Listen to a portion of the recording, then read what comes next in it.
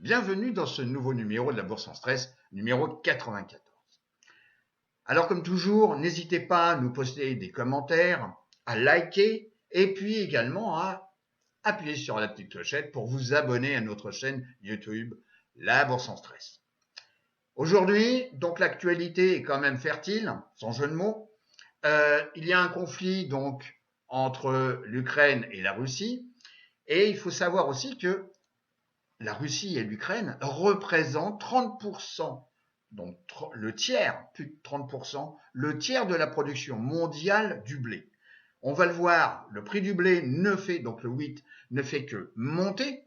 Et en même temps, malheureusement, bien sûr, il faut penser à ceux qui meurent tous les jours, les enfants, etc. Mais il faut être aussi parfois, non pas devin, ni avoir la boule de cristal, mais utiliser ce que ceux qui gagnent de l'argent utilisent. On va avoir une pénurie de blé. Bon, c'est pas parce qu'il y a des chars que sur les terres donc fertiles de l'Ukraine que c'est en train de labourer et qu'ils vont pouvoir planter du blé. Non. Les autres pays qui peuvent produire du blé vont devoir surproduire. Et pour surproduire, alors c'est pas très bio, hein, bien sûr, mais il va falloir des engrais et des engrais chimiques. Donc, les engrais chimiques, d'abord la hausse du blé, vous voyez, on est passé entre le 24 février jusque donc à la clôture donc du 25, on est passé de 800 à 1080, j'arrondis, dollars les 5000 boisseaux. Ici donc un petit article, la Russie et la Biélorussie donc représentent plus de 40% pour la production de potasse. La potasse est un élément en termes d'engrais pour tout ce qui est commodities, donc le blé, le maïs, etc., etc. Donc 40% la Biélorussie et l'Ukraine. Donc avec ce qui se passe au niveau économique, avec la relation entre l'Ouest et la Russie et la Biélorussie, ça ne va pas nous aider. Donc il va y avoir également une augmentation, une inflation sur les engrais. À savoir, ici vous avez une société américaine cotée sur le marché américain qui s'appelle IPI, Intrepid Potash. Vous voyez comme quoi, entre le 24 ici et le cours de clôture du 25, il s'est passé quand même quelque chose. Est-ce que ça va continuer? Je dirais qu'on a cassé quand même ici une forte résistance. Ok, on était dans un canal de conjonction, donc ça va forcément continuer parce qu'il va y avoir une pénurie de blé. Et le blé vous permet aussi de faire des pâtes pour ceux qui ne mangent que des pâtes. Vous avez également un ETF qui s'appelle DBA. DBA, également à partir donc du 24 février, c'est repris et on vient de casser la moyenne mobile 200 jours. Donc ce sont des opportunités que on vous donne, ok, parce que effectivement les marchés sont là aussi pour pouvoir peut-être gagner de l'argent et aider ceux qui en ont besoin. Alors je reviens sur le tableau que je vous ai souvent présenté, donc qui correspond aux secteurs et sous-secteurs que j'utilise moi en termes de screening. Alors déjà, on peut voir comme quoi effectivement sur 6 mois, le premier secteur, c'est l'énergie. Bon. Deuxième, les utilities, ce qui est normal puisqu'on voit comme quoi sur un mois, il a quand même bien performé, hein, comme l'énergie, c'est normal, il y a de l'inflation et les utilities sont souvent donc utilisés en cas de doute. Les matériaux de base, on en a parlé avec le blé, on en a parlé avec donc les engrais, et vous verrez comme quoi ça concerne aussi, on va le voir juste après, comme quoi par exemple le cuivre va également continuer de monter. Les transports, quels qu'ils soient, se portent bien également sur 6 mois. On voit que sur le mois, bien entendu, il a monté parce qu'il y a un lien direct avec l'énergie. Si on va jusqu'au bas du tableau, on n'en a que 3 qui sont négatifs. On a effectivement le retail. Alors le retail en adéquation avec peut-être la peur, vous voyez comme quoi on a une forte baisse sur 3 mois. Ce mois-ci, on ne peut pas dire comme quoi ça a fortement baissé, mais en tous les cas, le retail ne va pas forcément aussi bien que d'autres sous-secteurs ou secteurs. La construction maison également est négatif. Et puis ici, donc les biens et services donc cycliques, bon, on va arrondir, on est à 0. Bon, vous voyez comme quoi sur le mois, il y a une petite reprise. Bon, si on regarde maintenant donc les secteurs donc donnés par StockCharts par rapport au SP500. Comparaison par rapport au SP500 et on est ici sur 6 mois. Donc vous voyez comme quoi on n'en a réellement que deux qui sont négatifs. On a les services de communication et on a donc X et Y, donc les discrétionneries, les services et les biens cycliques. Tous les autres sont légèrement, alors bon, celui-là c'est 0, la technologie, 0 pour moi, mais tous les autres sont légèrement positifs par rapport au SPX. On avait évoqué donc le cuivre il y a quelques semaines, quelques mois. Je reviens là-dessus. Ça fait longtemps qu'il a pris cette phase ascendante. Donc là, effectivement, on est quand même bien sur un train haussier. Là, on a une forme de congestion qui s'apparente à une tasse. Pour l'instant, il n'y a pas de anse, donc il y a une tasse. Et également, il faut envisager demain. Demain concerne donc des pays comme par exemple l'Ukraine.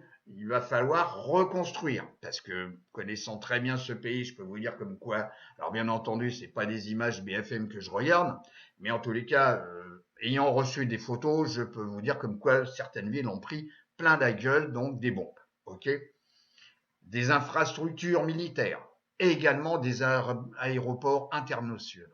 Et le cuivre, je vous rappelle, est utilisé aussi bien pour la flotte, enfin l'eau, que pour l'électricité. Et là, effectivement, je pense qu'on va avoir une forte inflation sur le cuivre. Là, nous sommes en bougie, vous voyez, en bougie weekly, hebdomadaire, et je pense que la tendance est déjà bien dessinée si on se met ici en monthly. Ok, on a cassé ici quand même des zones de résistance. Ok, ici, ici, ici, et là, effectivement, on est en train de titiller avec la dernière, et là, on va remonter certainement et tester les 62 $. Le transport, ça fait longtemps que je vous en parle, donc c'est pareil. Le transport va également profiter. Non, c'est l'inflation. On est rentré dans un cycle d'inflation. Et bien entendu, donc ça, c'est le Marine Transportation Index. Donc, les tankers, il faut mettre quand même du pétrole dedans pour qu'ils avancent, et le pétrole ne fait que monter. Donc, ça veut dire que tout ce qui est transport va profiter de l'augmentation des prix, puisque les prix vont être encore plus chers. Il peut y avoir un risque de conflit, donc ce qui permet aussi d'augmenter les tarifs de transport. Donc c'est pour ça que la tendance est quand même haussière sur le transport. Regardons maintenant le SP500, le SPX. Ici, nous sommes donc en hebdomadaire. On a ici testé donc la zone, on avait déjà parlé des 40 000, des 4 000, donc 120, et on a eu un fort rebond là-dessus. On a eu ici une belle bougie dans la semaine donc du 14 mars, et puis ici, cette semaine, on a clôturé au-dessus de la moyenne 50 semaines, et on avait préalablement coupé à la hausse la 10 semaines. Bon, la 10 semaines qui vient de croiser la 50. Est-ce qu'il faut être euphorique? Je dirais comme quoi, vu l'accélération qu'on a eue dans la semaine du 14 mars, je pense que on va revenir au moins tester ici, dans la zone des 4750, la zone des plus hauts, déjà testés. Si on se met en daily, voilà, vous voyez comme quoi on va venir tester là aussi, donc en bougie, donc daily, on va venir tester les 4600 dans très très peu de temps. Et là, on voit comme quoi on est repassé au-dessus de la 200 jours. Donc ça, c'est quand même une moyenne mobile qui est vue par tout le monde. même si on a la 50 qui a croisé à la baisse la 200. Mon petit fil conducteur a pris une belle accélération. Donc ça, on est en phase, je vous rappelle, on est en phase donc d'accumulation. Ok, donc c'est les 6 phases. Je vous rappelle que dans nos formations, on vous parle des 6 phases d'un cours. Donc là, on est en phase d'accumulation. Le VIX. Le VIX, eh ben, on en avait parlé de cette zone des 28-78 qui était donc une zone de, enfin en tous les cas, support quand on était au-dessus. Là, on l'a cassé donc le 16 mars exactement. Et là, on a recassé la moyenne mobile 50 jours et on est venu donc le 25 à la clôture tester la 200 jours. Alors, demain, c'est un autre jour, bien entendu. Est-ce que on va utiliser ici, on pourrait dire comme quoi on a une ligne ici, une ligne haussière donc de résistance, de support. On l'a cassé. Ce sont les prochains jours qui vont me dire comme quoi la tendance, est-ce qu'on va revenir tester ici, donc les 16, peut-être. Si on compare maintenant la volatilité de la volatilité, donc le VVIX par rapport à la volatilité, le VIX, ben, on voit comme quoi déjà on a bien testé cette zone des 4. Donc c'est une division, donc c'est un rapport. Et on est repassé donc à la clôture le 25, donc on est repassé au-dessus donc de la moyenne mobile ici, 50 jours de la comparaison. Alors, on va attendre, mais déjà, je dirais que ça, c'est de bon augure. Alors, on peut redescendre, mais cette zone de support a bien servi, puisqu'elle avait également bien servi ici, ici et ici. Autre élément important, c'est donc le put-call ratio. Il est clair qu'on a quitté cette zone, non pas de danger, mais où effectivement l'achat de put était prépondérant par rapport à l'achat de call. On a quitté cette zone. On a quitté ici, donc on a croisé à la baisse donc la moyenne mobile 50, on a croisé à la baisse la 200, on est revenu dans la zone des 0,45 et le 25, on a clôturé à 0,50. Est-ce qu'il faut être euphorique? Non. Mais en tous les cas, les probabilités nous indiquent comme quoi on risque d'avoir une continuation dans le sursaut des marchés. Concernant les 4 indices, donc sur 6 mois. Vous voyez comme quoi là c'est vraiment moitié-moitié. On a ici le premier, donc c'est le SP500, ok, avec un petit peu plus de 2%, 2,65. Ici on a le Dow Jones Industrial, donc avec 1%. Et puis les deux autres, donc moitié-moitié. Soit, si on regarde maintenant d'un point de vue comportemental, si on regarde sur 3 mois, alors sur 3 mois, par rapport à ce qui s'est passé, donc avec le conflit, avec la peur et tout, bon, c'est normal, on a les 4 indices qui sont négatifs. Le moins négatif, c'est le Dow Jones Industrial. Je regarde maintenant le QQ, le Nasdaq 100. Le Nasdaq 100, vous voyez comme quoi la zone des 320 $ a bien servi de support. Cette zone de support avait déjà été testée ici. C'était également une zone de résistance, une zone ici de support, une zone de résistance. Alors, cette zone de support a très bien tenu. On a eu ici la phase d'accélération donc dès le 15 mars. Ici, accélération, on a coupé à la hausse donc la moyenne mobile 50. Et puis là, on a un petit, bon, c'est pas un doji, bon, c'est un marteau. Bon, alors est-ce que ça veut dire que ça y est, on va retester donc la 50? Bon, c'est les jours prochains qui vont me le dire. Cependant, on est toujours sous la moyenne mobile 200 jours. Je vous rappelle que le QQ, c'est quand même l'indice qui a le plus fortement baissé pour la simple unique raison, c'est que c'est celui qui a le plus monté. Donc pour l'instant, on va pas partir sur une déprime. Je dis simplement, on va avoir certainement là 10 jours mon petit fil conducteur qui va croiser à la hausse la 50. Alors, le SP500, on vient de le voir, le SPX, etc., etc. Donc, je vais vous montrer quelque chose d'intéressant, puisqu'on est là à la bourse en stress. Donc, vous apportez vraiment de la valeur ajoutée.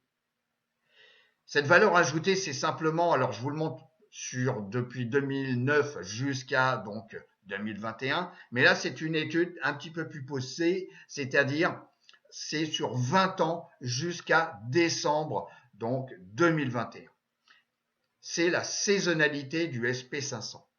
Et on voit que sur 20 ans, donc jusqu'à décembre 2021, on a des phases où donc les débuts d'année, c'est un petit peu parfois laborieux. Vous voyez? Bon. Et c'est à partir généralement de début avril où on a un décollage. Alors, est-ce que cette année va correspondre à cette saisonnalité? Peut-être, peut-être, peut-être. Pour l'instant, on vous a mis la tête donc sous l'eau avec des news en veux-tu, en voilà, donc concernant le conflit, ce qui a fait complètement oublier le phénomène du Covid, puisque à la limite, on n'en parle même plus. Mais cette statistique, il faut en tenir compte. Voilà. La capitalisation. Alors, donc ça, c'est la ventilation donc sur un mois, donc en fonction donc, de la capitalisation. Que ça soit les nanos, donc vous avez ici l'explication, hein, les nanos, c'est les sociétés en dessous de 50 millions de dollars, ok? Donc les méga, les micros, les middle, les larges, les small. Et on voit comme quoi, sur un mois, ils sont tous positifs. Alors bien entendu, ils ont bien baissé, hein, mais en tous les cas, ils se sont bien repris. Si on regarde maintenant sur 3 mois, bah oui, effectivement, c'est normal, ils sont encore tous, parce que pour faire du 3 mois, du 6 mois, il faut quand même une réaction sur une semaine, un mois, oui. Donc là, sur 3 mois, ils sont tous négatifs. Et puis là, sur 6 mois, il n'y en a qu'un seul qui n'est pas négatif, ce sont les mégas. Donc les sociétés au-dessus de 200 milliards de dollars de capitalisation.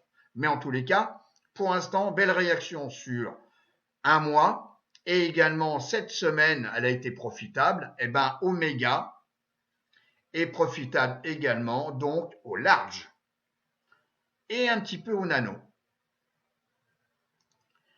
Les meilleurs sous-secteurs sur un mois. Parce qu'on avait évoqué, à un moment donné, vous avez les pires sur un mois quand on a une phase effectivement de baisse avec de la volatilité. Donc parfois, il faut aller donc sur la tendance très court terme. Mais il ne faut pas oublier comme quoi il y a quand même une tendance long terme qui reste néanmoins quand même positive. Pour l'instant, c'est pas la fin du monde. Il y a eu un fort retracement, entre autres sur le Nasdaq, moins sur les SP500 parce qu'on est aux alentours des 12% de retracement.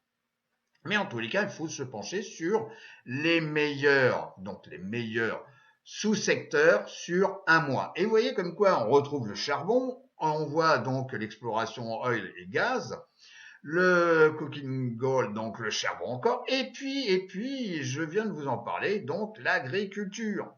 L'agriculture. Alors, l'acier, l'uranium, le solar, on l'a déjà évoqué, donc je reviens pas dessus. Fondamentalement, ça n'a pas changé. Le cuivre non plus. On en a parlé en début, donc, de vidéo. Mais ça, c'est agriculture inputs. Je viens de vous parler, donc, du blé et des engrais. Sur le screener Finviz, où, effectivement, j'ai mis, vous voyez, agriculture, donc, inputs. Et on voit donc toutes les sociétés, vous en avez au total 18, ok.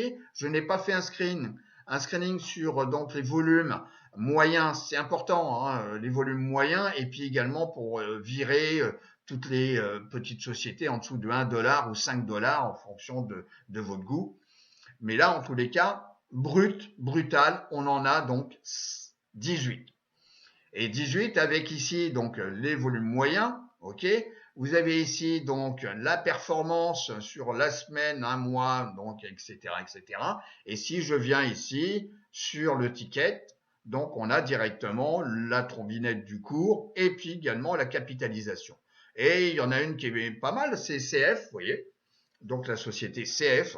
et qui a une capitalisation de pratiquement de 22 milliards donc de capitalisation, je me répète, mais en tous les cas, c'est quand même un petit peu plus cossu que les sociétés comme ici, où vous avez donc 500 millions de capitalisation en arrondissant.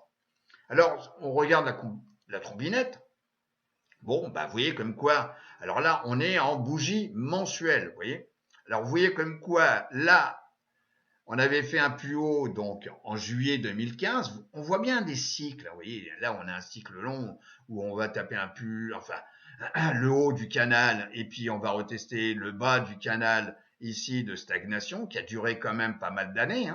Et puis là, on a cassé, vous voyez, donc on date très exactement ici en octobre 2021, on a cassé donc cette zone de résistance du canal de congestion. Alors, est-ce qu'il y a préméditation de savoir ce qu'il allait se passer, donc la guerre en Ukraine? Comme je vous dis souvent, très souvent, les marchés sont manipulés parce qu'à partir d'octobre, novembre de 2021, pof. Donc là, on voit bien l'accélération. Alors là, vous dire comme quoi il faut monter tout de suite dans le train, non. Parce que quand vous voyez en mensuel la bougie, je peux vous dire comme quoi effectivement, donc les arbres ne montent pas au ciel, je vous rappelle. Mais en tous les cas, on voit comme quoi il est en train de se passer des choses dans des secteurs qui ont été maltraités pendant un paquet de temps. Voilà. Et les conflits permettent parfois, malheureusement pour ceux qui sont plus là et qui sont morts ou blessés ou traumatisés à vie, mais en tous les cas, effectivement, on va revoir des secteurs et des sous-secteurs qui ont été très peu traités jusqu'à présent. Je reviens sur une petite chose, voilà, je voudrais quand même donc de nouveau parler de notre YouTube. Moi, je vous recommande un super entretien parce que l'expérience des autres est toujours profitable. Donc, c'est un entretien avec Ali, donc et Michael, et je vous ai donné ici le lien donc sur notre YouTube, La Bourse sans stress. Écoutez ce retour d'expérience, c'est hyper important. Je vous dis à bientôt. Bonne semaine de trading. Au revoir.